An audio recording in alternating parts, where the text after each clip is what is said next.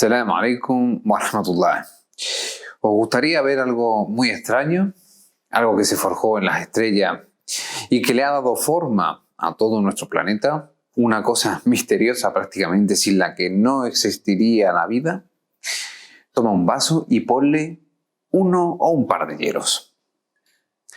Y ahora llénalo con agua y míralo. Fíjate en él. Fija cuán insólito, inesperado, improbable y milagroso puede llegar a ser el agua. En el mundo natural, las cosas se vuelven más densas a medida que se enfrían. El gas flota sobre la forma líquida y los sólidos se hunden en ella, pero el hielo no, el hielo flota. La importancia del agua en la vida es algo tan sumamente evidente que no necesita muchísimas explicaciones. Además de ser el líquido más abundante en la Tierra, es como, se podría decir, el elixir mágico para la propia vida. Y no es moco de pavo. ¿Por qué? Porque en el universo, si hay algo abundante, no es otra cosa que sino el agua. Sin agua no hay vida, por lo menos en este planeta. En el caso concreto del ser humano, la cantidad de agua que hay en su cuerpo viene a representar alrededor del 90% de su peso total al nacer y se va reduciendo para quedar en un torno a unos 60%. Eso es cuando se acerca al final de su vida. Un joven o una joven que pese, por ejemplo, unos 70 kilos, en su cuerpo habrá unos aproximadamente 50 a 55 kilos solo y exclusivamente de agua. Y es que en algunos animales el porcentaje anterior llega incluso a ser hasta el 95% de su peso. Un ejemplo de ello lo tenemos en las propias medusas. Pero es que además el agua, ese líquido tan abundante, inodoro, incoloro, insípido, de constitución química tan sencilla, un oxígeno y dos hidrógenos, y aparentemente tan vulgar, tienen propiedades muy especiales y sumamente raras.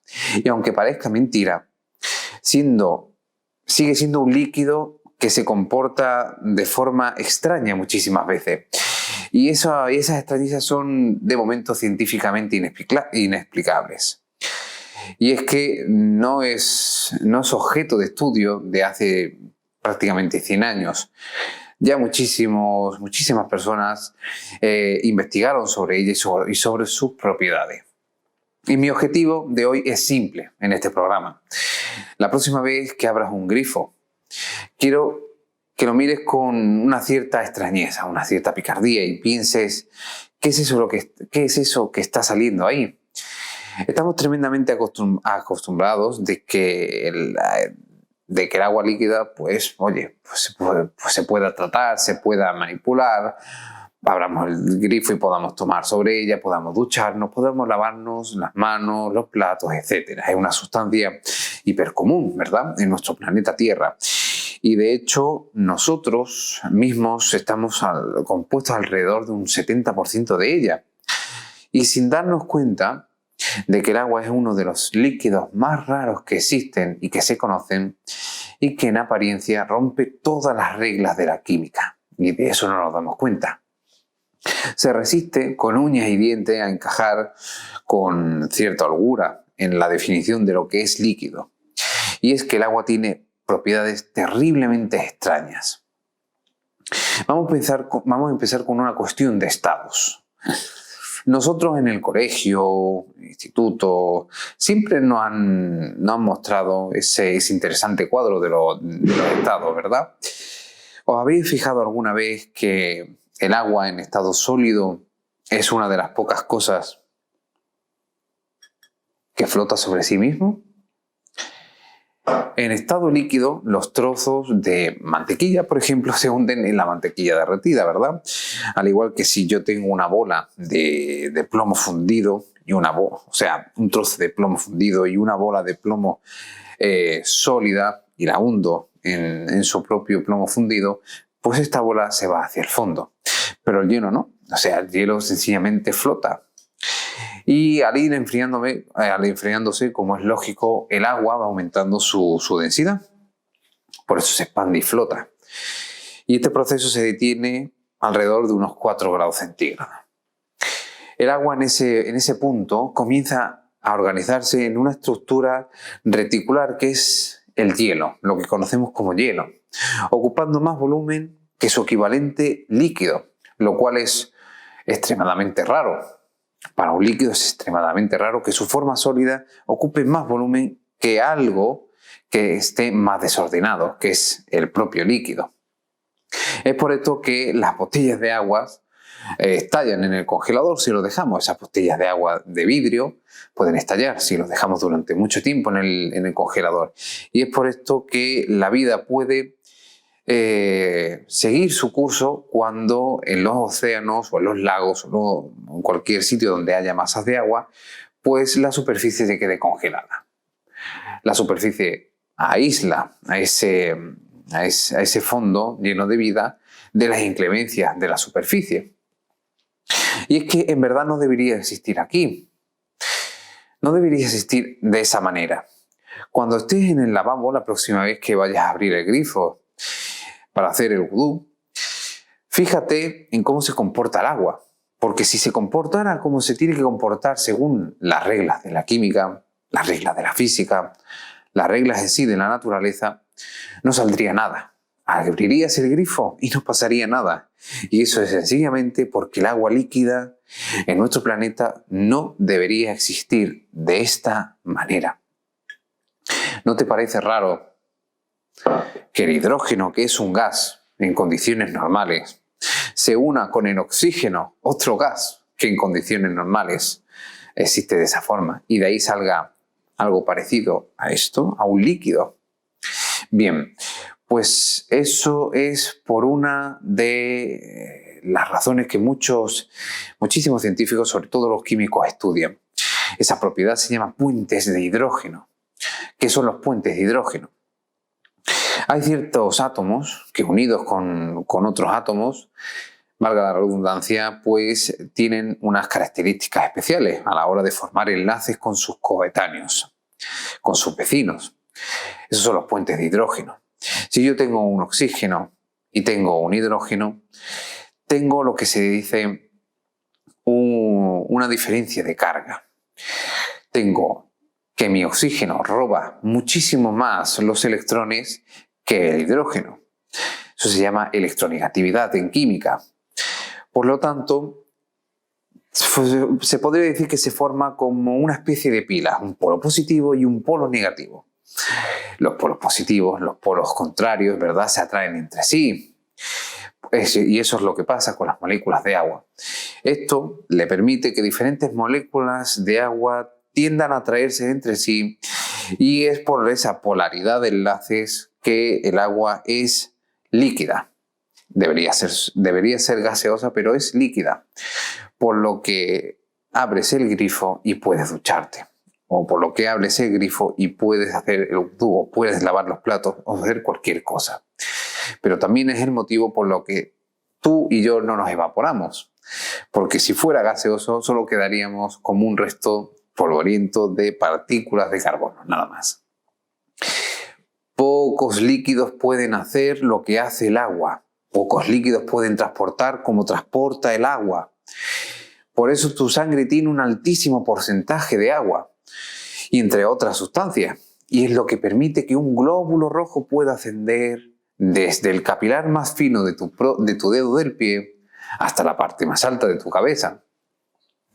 Es lo que los científicos denominan también un disolvente universal. Y eso es porque el agua es uno de los mejores disolventes que existen. ¿Por qué?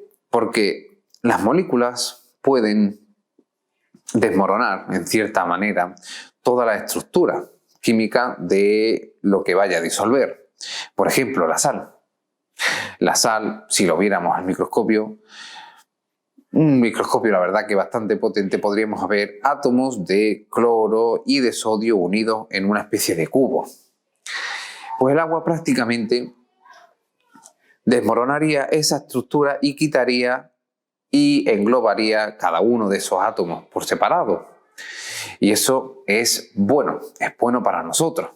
Es el motivo por el cual el café tuyo no es amargo, o por ejemplo porque es tan buen repartidor de sustancias, que lo hemos nombrado hace un momento. ¿Por qué hace que la tierra sea fértil? ¿O por qué tu ADN pueda plegarse especialmente de la manera que deba plegarse para que tú y yo podamos estar aquí y ahora? Y es que el agua es el motor del ecosistema. El agua juega un papel muy fundamental como motor de la actividad biológica en nuestro planeta. Y así lo demuestra el hecho de que la vida se haya originado en su seno. Allah Azza wa Jal dice en el Corán, en la Sura 21, aya número 30, es que no ven los incrédulos que la tierra y los cielos formaban un todo homogéneo y que los separamos y que toda forma de vida se creó a partir del agua.